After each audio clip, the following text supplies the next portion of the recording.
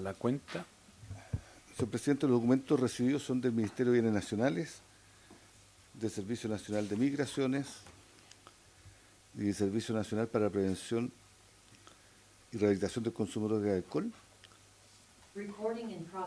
en que remiten información establecida en la ley de presupuestos, son glosas presupuestarias. En tabla se encuentra el proyecto de ley, el primer trámite constitucional, que modifica la ley 20880 sobre propiedad de la función pública y prevención de los conflictos de intereses, en cuanto a la declaración de patrimonio de intereses correspondiente al boletín 15.128.06. Este proyecto se puso en tabla no con la idea de aprobar la iniciativa de la señora Aravena, pero como una forma de incluir en él las modificaciones que el señor Contralor se refirió en una sesión anterior que eran necesarios hacer a estos textos legales para su actualización. ¿Está invitado, señor Contralor? En relación a este proyecto. Gracias, Sergio. Sí, senador Araya. Pero un segundito, bueno, damos la bienvenida al Contralor a esta sesión. Gracias por su participación. Senador Araya. Gracias, presidente. Junto con saludar al Contralor Nacional y al equipo que lo acompaña, quisiera pedirle que se pueda colocar en tabla, ojalá en la próxima sesión de la comisión, el proyecto de ley que reconoce al pueblo Selman, el boletín 12.862-17, y que a esa sesión se pueda invitar al ministro de Desarrollo Social a exponer, así como también a la señora Germany Molina y Ariel León, presidenta de la Corporación Selman Chile, y así también se puede invitar a la señora Constanza Tocornal, que fue la antropóloga de la Universidad Católica Silva Enrique, que realizó el estudio respecto a la existencia del pueblo Selman en nuestro país. Gracias, presidente. Gracias, senador Araya.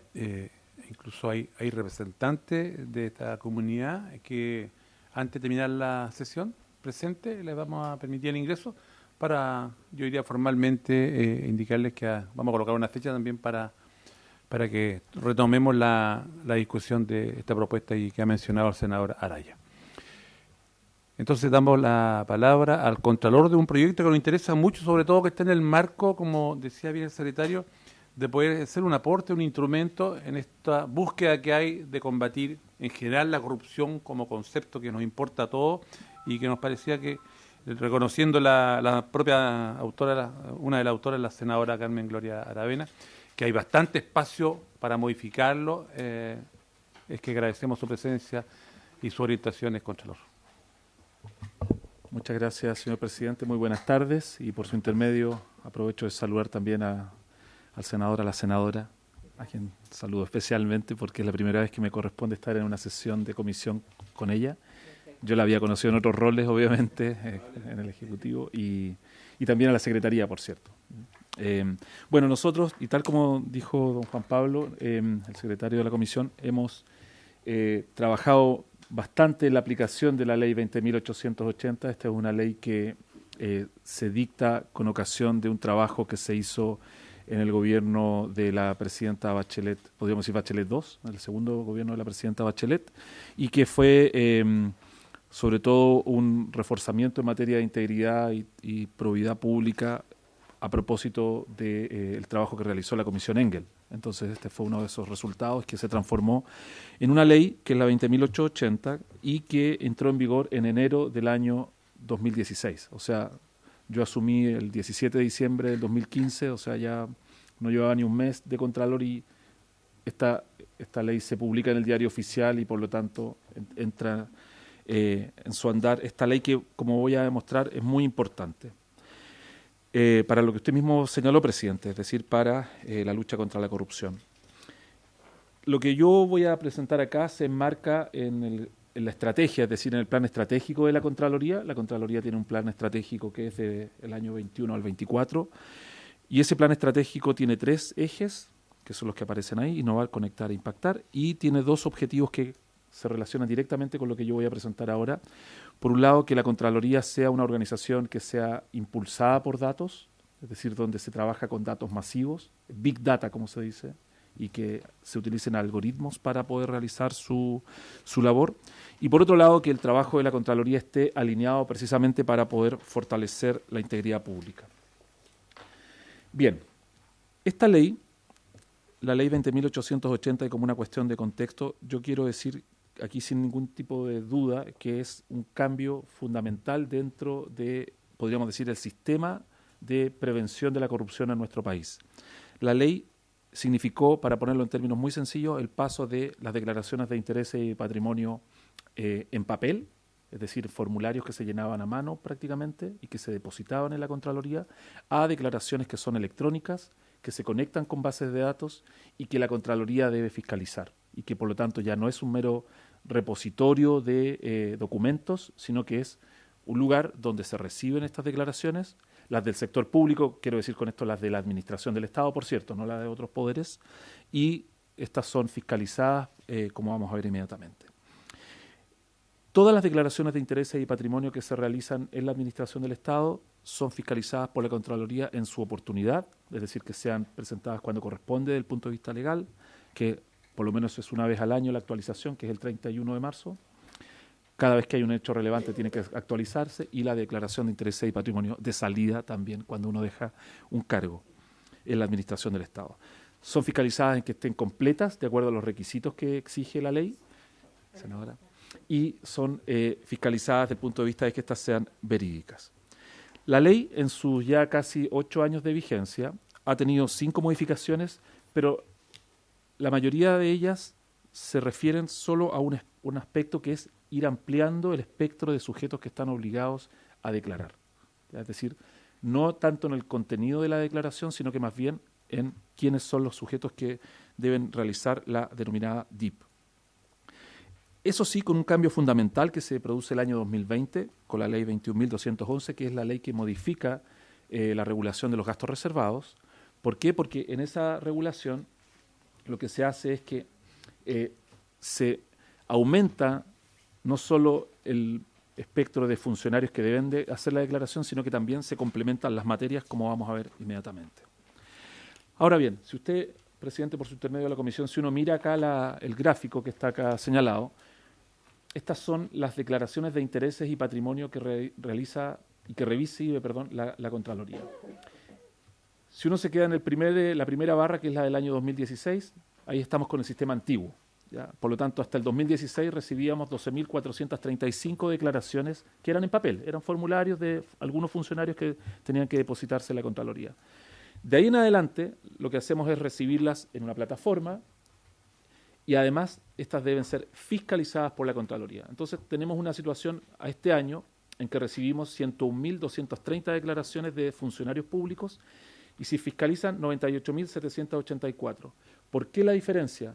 Porque nosotros también recibimos las declaraciones del Congreso Nacional, del Banco Central y del Ministerio Público, pero ahí actuamos solo como repositorio o como soporte de la declaración, pero no hacemos la fiscalización de esas declaraciones.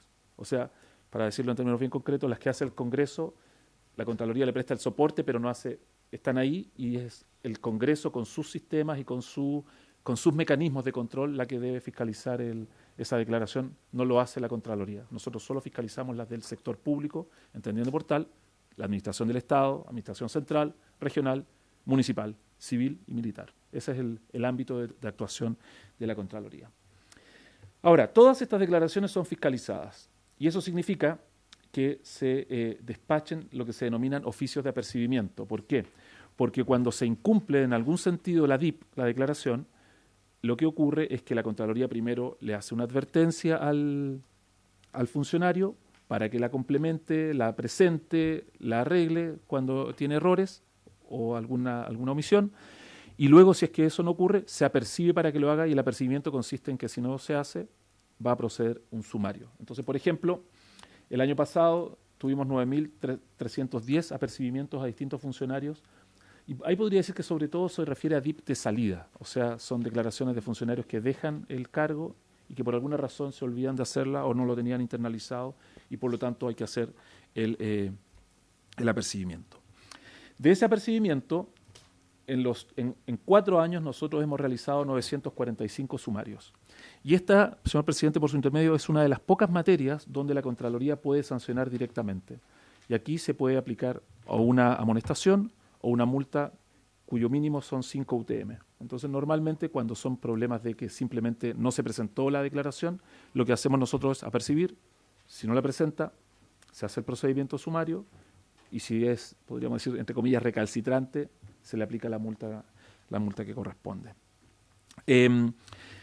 ¿Para qué nos sirven también las declaraciones? Las declaraciones también sirven para poder tener un insumo en la planificación de otros productos de fiscalización como la auditoría. ¿Ya? Los informes de auditoría se realizan no con base en denuncias, sino que aquí hay una matriz de riesgo que se nutre de distintos elementos, y uno de esos elementos también son aquellos que se entregan por parte de las declaraciones de intereses y patrimonio. Y también algo no menor, pero cuya información obviamente no tenemos porque no corresponde que la tengamos, es la remisión de reportes de operaciones sospechosas que se hacen ante la unidad de análisis financiero. O sea, a partir de las DIP nosotros hemos hecho varios, no puedo decir números porque todo eso es reservado por la ley de la UAF, informes a la unidad de análisis financiero, la que a partir de ahí activa sus protocolos y sus procedimientos de investigación. Bien, ¿cuáles son los espacios de mejora, cuáles son las propuestas que podríamos hacer a propósito de esta ley? Y aquí, señor presidente, y por su intermedio, lo que quiero decir acá es lo siguiente, y es que siempre es necesario ir perfeccionando estos instrumentos. Cuando se modificó hace mucho tiempo la ley de bases generales de la Administración del Estado y se estableció la obligación de declaraciones de intereses y patrimonio, se pensó que eso era suficiente. Y evidentemente que el tiempo demostró que eso no era suficiente, porque era simplemente un registro. Después de eso pasamos ahora a las declaraciones de interés y patrimonio electrónicas que, como dije, se conectan a una base de datos. Y uno podría decir, bueno, eso es suficiente. Y en realidad es un sistema muy avanzado, y yo creo que son pocos países en el mundo que tienen un sistema tan desarrollado, tan transparente y que efectivamente es fiscalizado desde el punto de vista de las declaraciones de intereses y patrimonio. Pero evidentemente que también queda un espacio de mejora. Y eso es lo que nosotros queremos ver acá.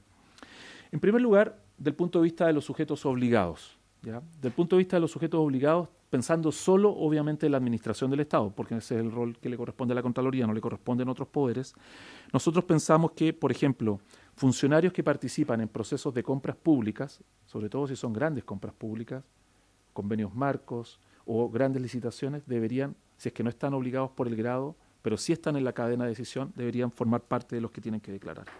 También todos aquellos que de alguna manera administran fondos públicos, que tiene lógica, ¿no? Una persona que tiene a su cargo la cuenta corriente del servicio probablemente también debería estar obligado a hacerlo si es que por grado dentro del escalafón todavía no lo hace. Y también todos aquellos que tienen el carácter de fiscalizadores, porque el fiscalizador normalmente tiene mucha relación con una actividad regulada, con algún sector, y por lo tanto sería importante también que ellos lo hagan. Del punto de vista ahora de las materias, no todos los activos, no todo el patrimonio del funcionario público está dentro de aquello que tiene que ser declarado obligatoriamente. Pero después me voy a referir también en detalle a esto. En primer lugar, por ejemplo, los saldos en cuentas corrientes y en libretas de ahorro no son obligatorios. Entonces, hay muchas personas, nosotros lo hemos detectado por otro tipo de fiscalizaciones, que tienen patrimonio, por ejemplo, en una libreta de ahorro, en alguna caja, o ni siquiera en el sistema bancario, por ejemplo, en algún sistema de ahorro que tienen las Fuerzas Armadas, y eso no está obligado a ser declarado. Luego, los ahorros previsionales, tanto el voluntario individual como el colectivo, que también es una fuente importante de patrimonio, debería ser de alguna manera declarado. Los depósitos a plazo tampoco son obligatorios. Las divisas digitales, con eso estamos refiriendo a las criptomonedas, las personas que invierten en criptomonedas.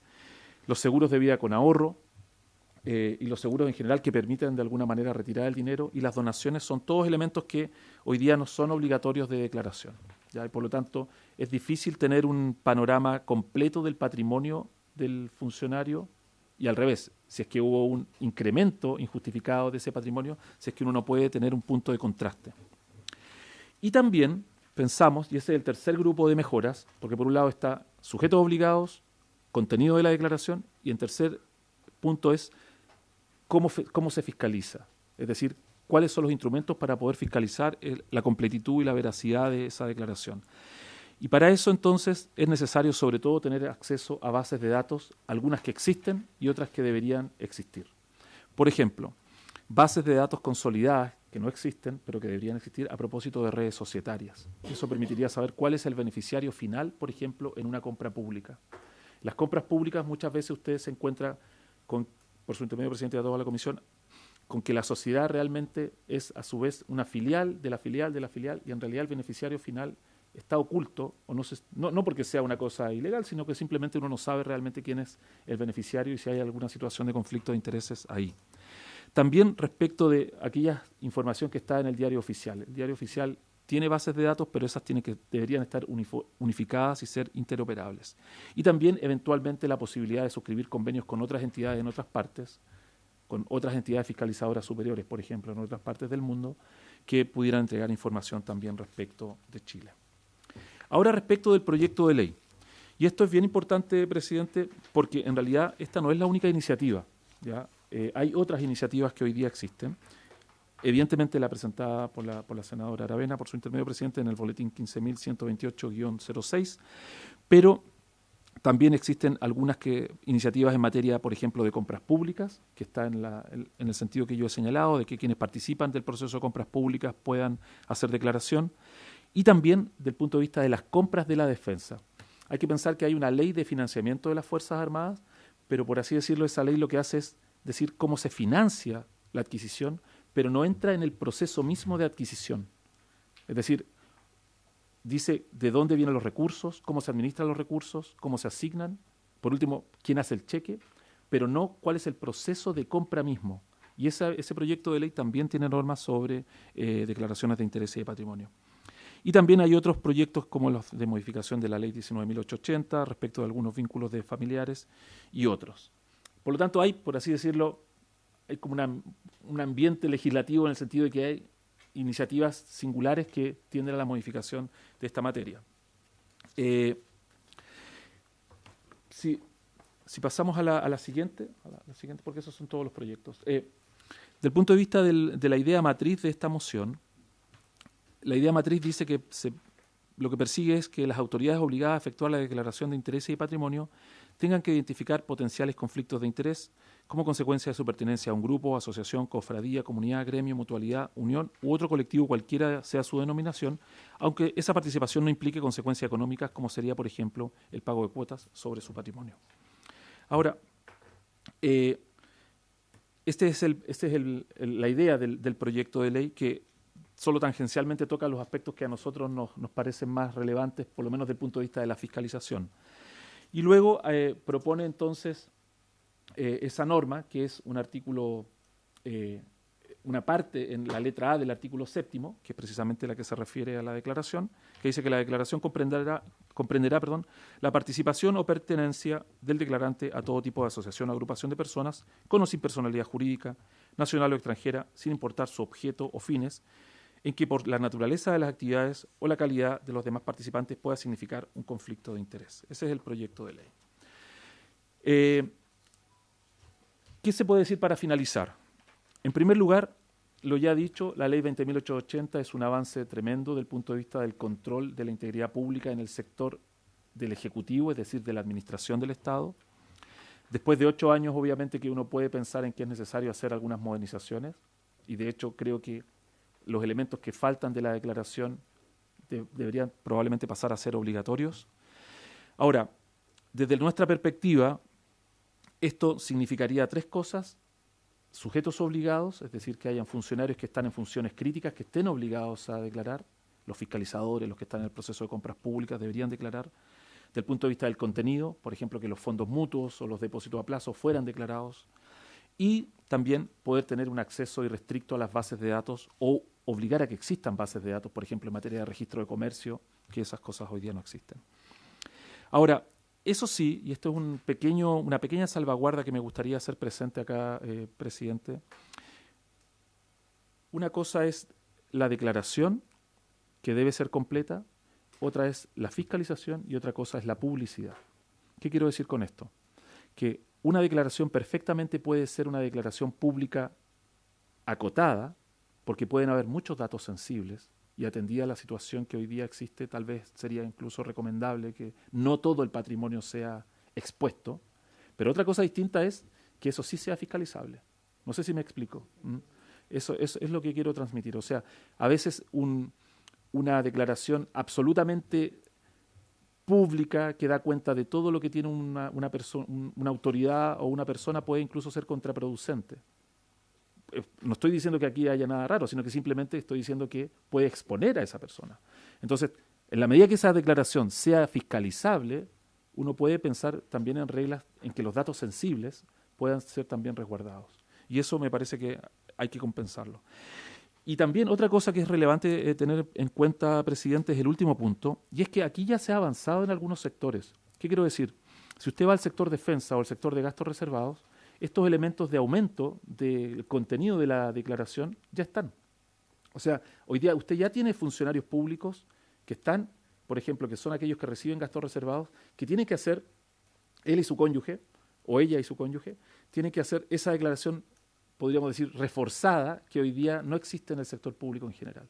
Por lo tanto, es simplemente subir el estándar a lo que ya existe en algún ámbito. Eso es lo que teníamos preparado por ahora, presidente, así que quedo a disposición. Gracias por su presentación, Contralor. Y senadora Aravena tiene la palabra. Primero agradecer la exposición del Contralor, que siempre clarifica los temas y tal como lo dijo nuestro presidente hace poco, justamente este proyecto viene a ser un paraguas solamente para poder abordar el tema, porque claramente no tenía esta pretensión, pero es súper bien que así sea. Hay que modernizar la ley, sobre todo en estos tiempos. La pregunta en concreto, presidente, para nosotros y para la Secretaría, de alguna manera, es que aquí hay varios proyectos, bueno, el de economía circular me tocó verlo que en otra comisión, pero hay algunos que quizás no han tenido avance y quizás podríamos refundirlos si están en un mismo trámite, no lo sé. Habría que verlo, ¿no? Como para no dejar de lado algunas ideas que están acá. Y por otro lado, me parece muy bien que se trabajen las tres líneas, sujetos obligados, o sea, incorporar las personas que efectivamente faltan, o se aclare ese tema, los contenidos que vamos a pedir y el acceso a las bases de datos y sobre todo el análisis de declaración, fiscalización y publicidad, porque todo es posible fiscalizar. El tema es que, dadas las condiciones hoy día que todo está abierto también y la digitalización también genera ciertos riesgos personales, familiares, es bueno dejar eso como establecido con ustedes para efectos de que sea todo muy transparente, pero tampoco tan transparente como para que generemos un riesgo, ¿cierto?, a quienes de mutuo propio, digamos, están haciendo todo lo que tienen que hacer, pero también los podemos poner en riesgo. O sea, estamos en un mundo que cada día más digitalizado, pero también con muchos peligros, productos justamente de la información que no tiene límites. Entonces, tenemos que hacernos cargo de eso. Así que yo muy, muy agradecida a la exposición porque creo que apunta a lo que tenemos que hacer. Y, en mi opinión, es complementario a lo que vimos el otro día. Creo que absolutamente. No sé si sea a lo mejor la fórmula de fundir los proyectos, claro. Podría, porque acá ya hace un esbozo el Contralor de ciertos elementos que son, entiendo, como prioritarios. Entonces también podría ser la alternativa que a raíz de este proyecto pudiésemos, claro, a través de indicaciones, apuntar a ciertos temas que a lo mejor son más relevantes, porque indudablemente que a lo mejor, si consideramos otro, podríamos complejizar un poquitito y la idea es apuntar a aquello que hoy día estamos necesitando. Puede ser una alternativa. Senadora Araya. Gracias, presidente, por su intermedio. Una pregunta al contrario, porque yo comparto buena parte de la exposición que ha hecho y del juicio crítico y a la vez propositivo de cómo avanzar en el tema, pero me da la impresión de que pareciera ser que el principal problema de la declaración, más allá de los sujetos obligados, pasa por cómo la Contraloría puede cruzar información. Y en eso ustedes no tienen, porque entiendo que el sistema no es interoperable, por ejemplo, con las bases de datos de impuestos internos, que probablemente hoy día el organismo del Estado que mayor información patrimonial tiene de todos los chilenos. Entonces, en esto, que no sé, se me ocurre que probablemente las principales modificaciones debieran ir por el lado de la interoperabilidad. Claro, lo que él plantea del registro único societario es una discusión que tenemos, que está en la Comisión de Constitución, que tiene que ver con el firma electrónica avanzada, el nuevo proyecto respecto a si se avanza en folio real o folio personal, y que es muy más difícil de levantar, porque hoy día no existe un sistema único de documentos notariales. O sea, cada conservador tiene su propio registro y no lo cruza con nadie. Y tiene sistemas distintos que no son interoperables. Entonces, pareciera ser porque el que más recauda información es impuesto interno, porque como son sujetos obligados por la ley de la UAF, notarios y conservadores, envían todo al servicio de impuesto interno. Entonces, no sé si una de las modificaciones que habría que plantear, y no sé si eso será atribución que podemos presentar nosotros, de que ustedes puedan tener, entre comillas, una interoperabilidad con el servicio, que eso permitiría fiscalizar de mejor manera las situaciones. Y lo otro respecto de lo que propone el Contralor de instrumentos a declarar, ahí uno podrá discutir unos más, unos menos, pero yo tenía entendido que el tema de los APB estaban incluidos como obligatorios en las declaraciones.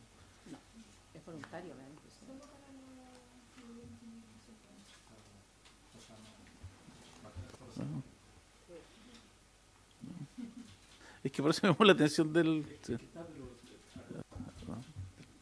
Esa es la consulta.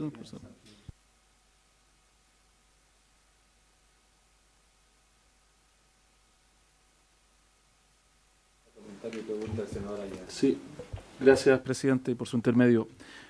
Bueno, efectivamente, para nosotros lo mejor sería poder tener una norma expresa que dijese que la Contraloría tiene acceso a las bases de datos del sector público, por ejemplo. Y eso incluiría, evidentemente, a la del Servicio de Impuestos Internos, porque efectivamente esa es la más completa y la que siempre se está actualizando. Porque hoy día, ¿cómo lo hacemos para poder acceder a otras bases de datos? Estoy pensando en Registro Civil o Comisión para el Mercado Financiero u otras. O incluso Mercado Público. Lo que tenemos que hacer es suscribir un convenio, que hasta ahora lo hemos podido hacer, nadie nos ha dicho no vamos a suscribir un convenio con la Contraloría, y eso nos permite ajustar los sistemas e interoperar, o traernos la base de datos, cada cierto tiempo actualizarla y tenerla alojada en la Contraloría. Pero claro, eso depende un poquito como de la buena voluntad del jefe del servicio y no de la facultad potestativa de la Contraloría de decirle, oiga, permítame acceder a la base de datos. Entonces yo creo que eso sería evidentemente un avance muy importante. Y me aprovecho también de la pregunta para decir que nosotros como Contraloría todavía no tenemos acceso a las cuentas corrientes de los servicios públicos. Es decir, la Contraloría y de las municipalidades. O sea, nosotros no podemos ir al Banco del Estado o a un banco comercial y decirle, dígame, ¿qué servicios públicos tienen cuenta en este banco? Y mucho menos poder acceder a los movimientos de la cuenta, ¿no? Entonces, y eso porque no está así establecido y hasta ahora operamos de nuevo con la buena voluntad que pueda tener el servicio o la mala voluntad, o sea, en el sentido de que tampoco podemos, porque el banco esgrime el secreto bancario. Esa ley está a punto de, la norma que está en un proyecto de ley que es el de Transparencia 2.0, está a punto de salir, está en la Comisión de Hacienda del Senado, ¿no? Del Senado. Entonces, eso sería también una herramienta muy importante para nosotros. Eso, presidente, por ahora. Gracias, Contralor. Entonces, yo le propondría a la comisión que en base a este proyecto pudiésemos trabajar con indicaciones, modificaciones, porque, perdón, me parece que acá hay propuestas bien concretas por parte del Contralor y su equipo que podríamos ocupar como base que está a la mano, este proyecto que además es presentado por una integrante de nuestra comisión.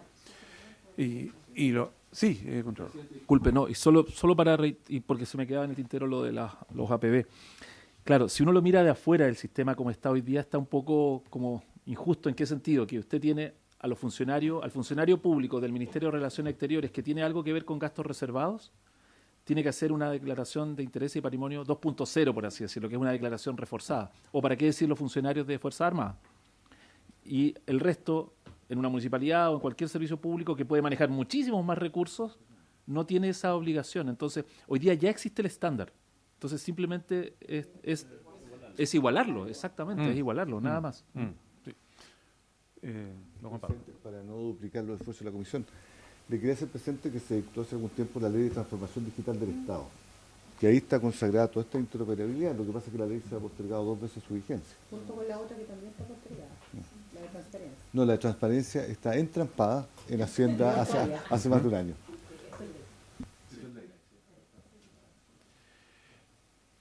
Entonces, le reitero, creo que tenemos una tarea, pero que además resulta reconfortante con los antecedentes que nos entrega el Contralor, y además le encargaríamos, probablemente hay otros elementos más que pudiésemos incorporar en este instrumento que hoy hay ánimo de darle celeridad.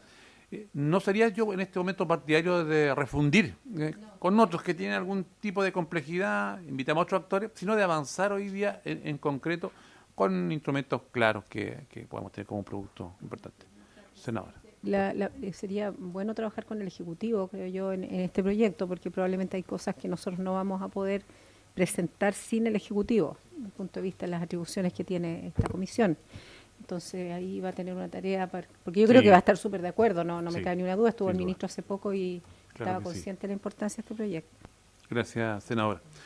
Le agradecemos y seguramente que vamos a pedir nosotros a través de alguna nota, un correo, un oficio que corresponda alguna coordinación mayor para consolidar más y fortalecer este proyecto. Le agradecemos, Contralor.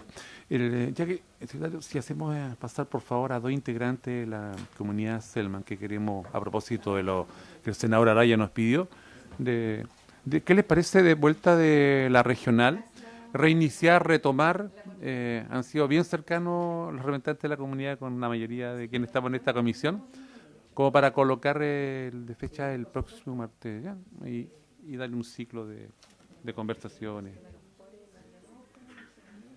Sí, tenemos también el tema de los cores, que vamos a hacer una comisión ahí que...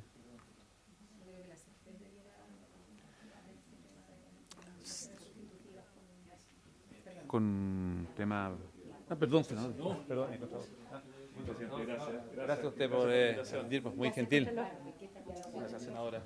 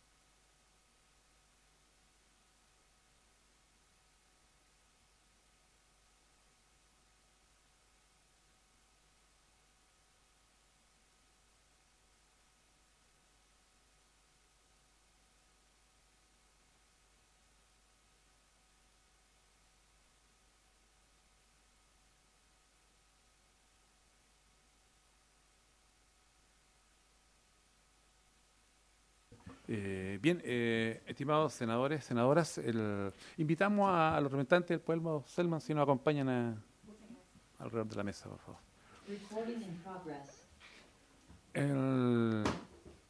El senador Pedro Araya formalmente ha solicitado que se incorpore la discusión de lo que ustedes vienen trabajando hace bastante rato, ¿cierto? El reconocimiento de su pueblo y además la voluntad de la comisión. Así está, entonces queríamos informarle que vamos a reiniciar esto.